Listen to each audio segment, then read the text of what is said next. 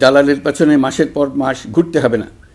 বিদেশ সফরে গেলে সেখানকার প্রবাসী বাংলাদেশিরা প্রায় আমাদেরকে সরকারি সেবা পেতে নানা রকম দুর্ভোগের কথা জানান। প্রবাসীদের জন্য বিদেশে তাদের নিজ নিজ শহরে আমরা বেসরকারি উদ্যোগে পরিচালিত নাগরিক সেবা কেন্দ্র স্থাপনের উদ্যোগ নিচ্ছি। সেখান থেকে তারা পাসপোর্ট নবায়ন, জাতীয় পরিচয়পত্র ইত্যাদি সংগ্রহ করতে পারবেন।